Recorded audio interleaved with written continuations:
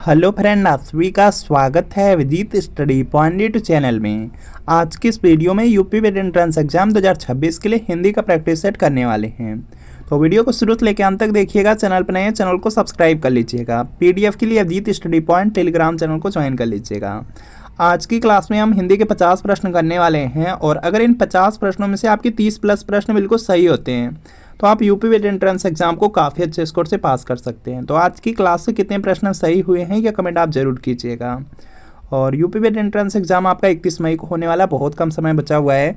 UP VET entrance exam में देखेंगे 200 प्रश्न पूछा जाता है, 400 नंबर का एग्जाम होता है। अगर 250 प्लस नंबर आ जाते हैं तो आपके मनपसंद के कॉलेज मिल जाएंगे। गवर्नमेंट चाहेंगे गवर्नमेंट मिल जाएगा, प्राइवेट चाहेंगे प्राइवेट मिल जाएगा।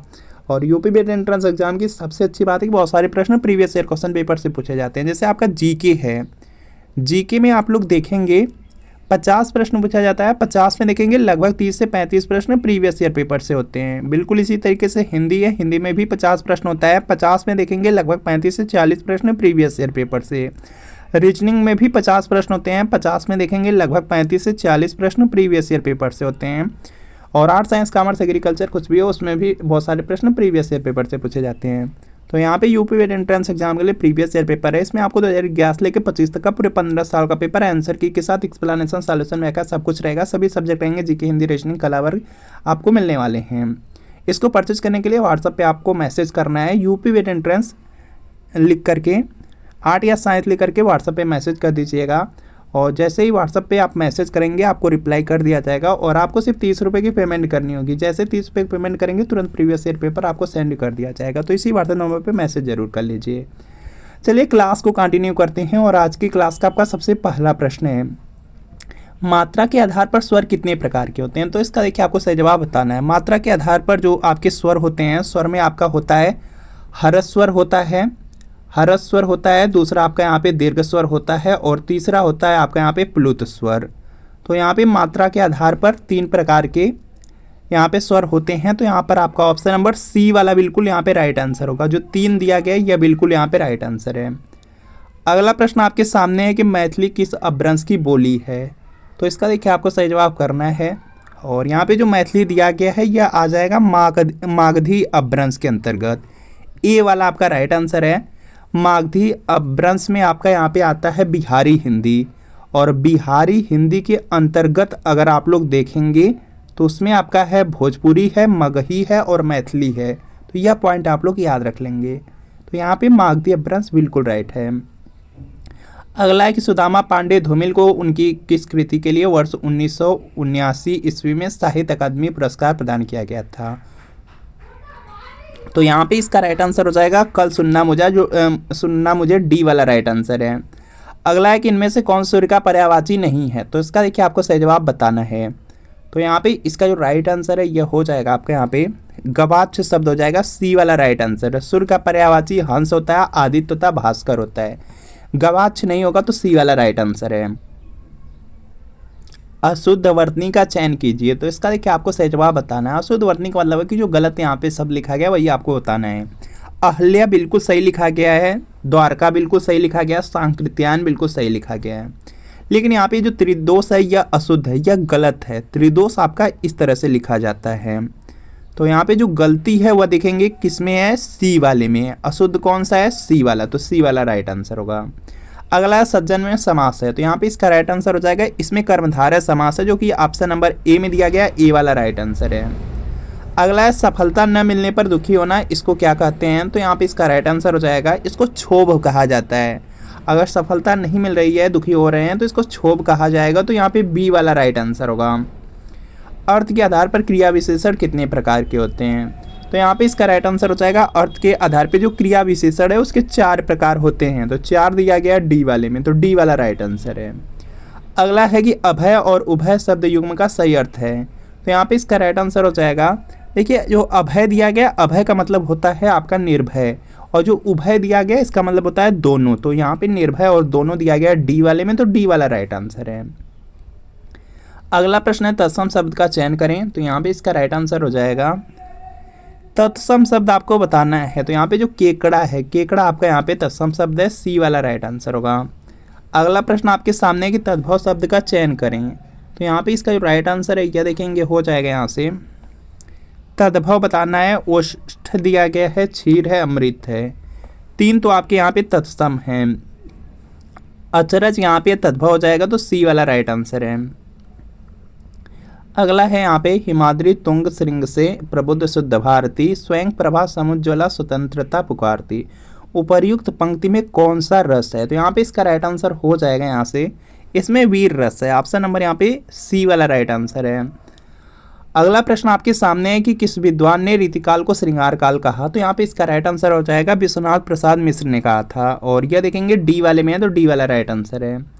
अगला है कि जब कोई सरकारी पत्र ज्ञापन या कार्यालय ज्ञापन एक साथ अनेक प्रेषितियों को भेजा जाए तो उसे कहते हैं? तो यहाँ पे इसका राइट आंसर हो जाएगा, उसको परिपत्र कहा जाता है।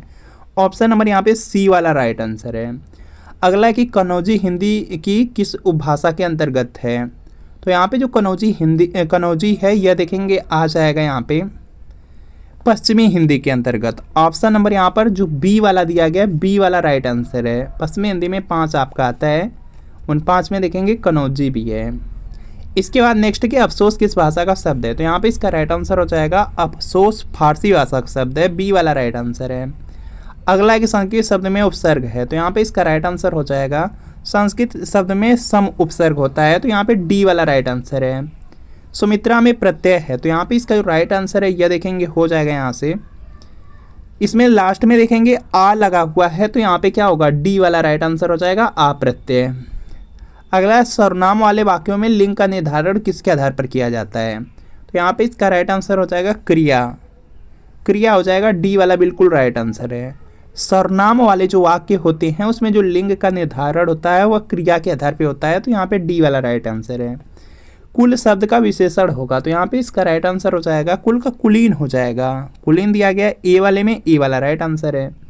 चौथाई विशेषण के किस भेद के अंतर्गत आता है? तो यहाँ पे इसका राइट आंसर हो जाएगा यह अपूर्णांक बोधक के अंतर्गत आ जाएगा, तो यहाँ पे डी वाला राइट आंसर है, डी वाला राइट आंसर है। क्रियार्थक संज्ञा सदा किस रूप में रहती है? तो यहाँ पे इसका राइट आंसर हो जाएगा एक वचन पुल्लिंग हो जाएगा। ऑप्शन नंबर यहाँ पे सी वाला राइट आंसर है। अगला है कि वृत्तमुखी वर्ण है, तो यहाँ पे इसका जो राइट आंसर है यह हो जाएगा ऊ हो जाएगा। ऑप्शन नंबर यहाँ पे डी वाला राइट आंसर है। नेक्स्ट दिया गया है आपको यहाँ पे कि निम्न में संयुक्त स्वर कौन सा है? तो यहाँ पे इसका राइट आंसर हो जाएगा संयुक्त स्वर की बात किया गया है, तो यहाँ पे जो ए है, ए आपका क्या है, संयुक्त स्वर होता है, तो यहाँ पे ए वाला राइट आंसर है। संयुक्त स्वर में ए हो गया, ए हो गया, ओ हो गया, औ हो गया, यह आपके संयुक्त स्वर हैं, तो यहाँ पे ए वाला राइट आंसर है। अगला प्रश्न आपके सामने है यहाँ पे कि निम्न में अंतस्थ व्यंजन है। अंतस्थ व्यंजन की बात किया गया है, तो य र ल ब यह 4 आपके क्या होते हैं, अंतस्थ व्यंजन। तो इनमें से देखेंगे दिया गया है ऑप्शन नंबर ए में य दिया गया, तो ए वाला राइट आंसर है। खड़ी बोली हिंदी का अन्य सही नाम क्या है? तो यहाँ पे इसका राइट आंसर हो जाएगा खड़ी बोली को कौरवी, यहाँ पे कौरवी भी कहा जाता है, जो खड़ी बोली है उसी को कौरवी भी कहा जाता है, और यहाँ पे देखेंगे सी वाला राइट आंसर होगा। उन्मूलन का विलोम है, तो यहाँ पे इसका राइट आंसर हो जाएगा यहाँ से रोपड़ हो जाएगा। उन्मूलन का यहाँ पे क्या हो जाएगा, रोपड़ हो जाएगा। ऑप्शन नंबर ए वाला राइट आंसर है।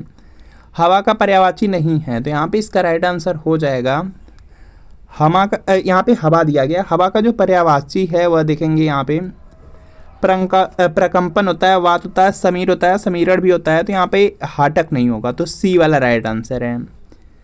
अगला देखेंगे यहाँ पे दिया गया अभ्युदय का संधि विच्छेद होगा, तो यहाँ पे इसका राइट आंसर हो जाएगा यहाँ से अभिधन उदय से बनेगा अभ्युदय शब्द। ऑप्शन नंबर यहाँ पे सी वाला राइट आंसर है। अगला देखेंगे कामसा रूप प्रताप दिनेश सा सोम सा शील राम महीप का उपर्युक्त पंक्तियों में कौन सा अलंकार है? तो यहाँ पे इसका राइट आंसर हो जाएगा, इसमें है उपमा अलंकार। ऑप्शन नंबर बी वाला राइट आंसर है। जिन स्वरों के उच्चारण में नाक से हवा निकलती है उन्हें कहते हैं, तो यहाँ पे इसका राइट आंसर हो जाएगा अनुनासिक स्वर। जिन स्वरों के उच्चारण में नाक से हवा निकलती है उसको अनुनासिक स्वर कहा जाता है, डी वाला राइट आंसर है। भाषा विज्ञान की दृष्टि से ओ किस प्रकार का स्वर है? तो यहाँ पे इसका राइट आंसर हो जाएगा पश्च समृत। ऑप्शन नंबर ए वाला राइट आंसर है। अगला है दीर्घ स्वर है, तो यहाँ पे इसका राइट आंसर हो जाएगा, यहाँ पर देखेंगे दीर्घ स्वर पूछा गया है, इसका मतलब है कि आपसे मूल दीर्घ स्वर पूछा जा रहा है, जो संयुक्त हैं उनको नहीं पूछा जा रहा है, तो यहाँ पे सी वाला राइट आंसर होगा।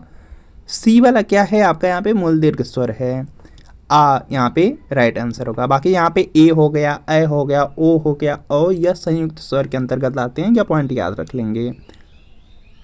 भाववाचक संज्ञा कितने प्रकार के शब्दों से बनती है, तो यहाँ पे इसका राइट आंसर हो जाएगा 5 प्रकार के। ऑप्शन नंबर यहाँ पे बी वाला राइट आंसर होगा।